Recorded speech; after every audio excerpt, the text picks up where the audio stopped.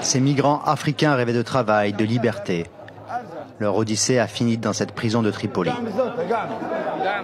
Ils fuyaient la misère, la guerre civile ou la dictature et ont passé des semaines, des mois dans le désert, maltraités par les passeurs. La police les a capturés lors de leur transit en Libye. La plupart comptaient embarquer pour l'Europe.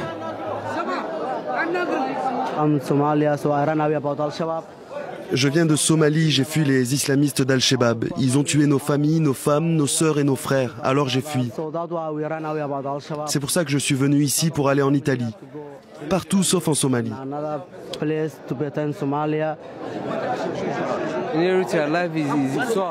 En Érythrée, la vie est très difficile à cause de la dictature. Il n'y a pas de travail. Rien à faire pour nourrir sa famille. C'est pour ça que j'ai quitté mon pays.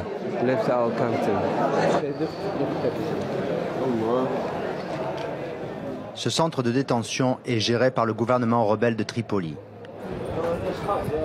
Les sans-papiers s'y regroupent par affinité linguistique, les anglophones dans ce hangar, les francophones dans une cellule voisine. Ici presque tout, ce sont des Sénégalais, les Gambiens, Maliens, Nigériens, Burkinabés, il y a tout le monde qui sont ici. Près de 1000 migrants s'entassent ici dans une chaleur étouffante. Vous sentez cette odeur? Le directeur de la prison s'avoue dépassé. C'est un gros problème, il faut nourrir tous ces gens, les loger. L'Europe nous en laisse l'entière responsabilité. Pareil pour les pays voisins, ils ne font rien pour nous aider.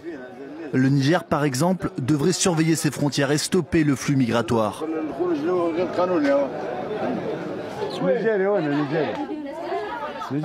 200 Africaines sans visa attendent aussi d'être expulsées. Certaines ont été capturées en mer, sur des embarcations surpeuplées. J'étais dans la mer quand les soldats libyens m'ont attrapé. Et maintenant, je suis là. Regardez, il y a même un bébé ici. Il a quel âge? 15 jours? Non, à moi.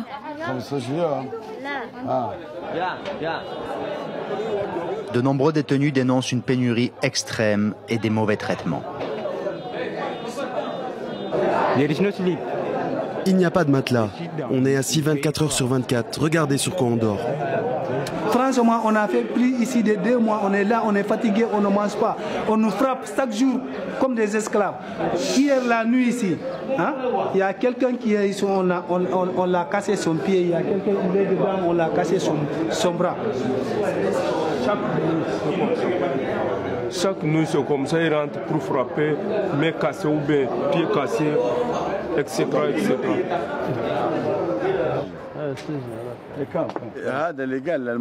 S'il y en a un qui se plaint d'avoir été maltraité, qu'il vienne me voir. Je discuterai avec lui. Qu'il me dise comment on l'a battu et pourquoi. Il y a certainement une raison. Ceux qui se tiennent bien, il n'y a aucune raison qu'on les maltraite.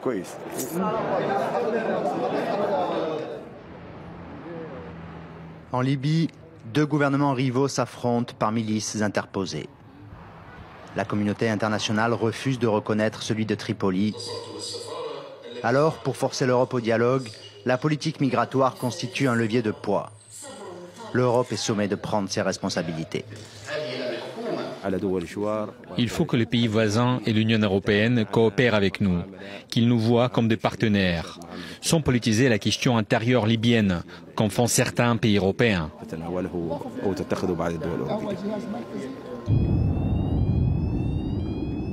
À Misrata, ville ralliée au gouvernement de Tripoli, le commandant de la marine s'avoue incapable de traquer les embarcations des passeurs. La plupart de ces navires sont endommagés et en raison des troubles politiques, l'Italie refuse d'honorer des accords de maintenance conclus sous Kadhafi et de restituer à la marine ses vaisseaux remis à neuf.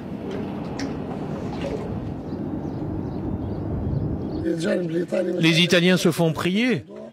Ils disent qu'ils attendent de savoir quel type de gouvernement va s'instaurer en Libye. Mais il est où le rapport entre sauver les vies des migrants et la situation politique libyenne?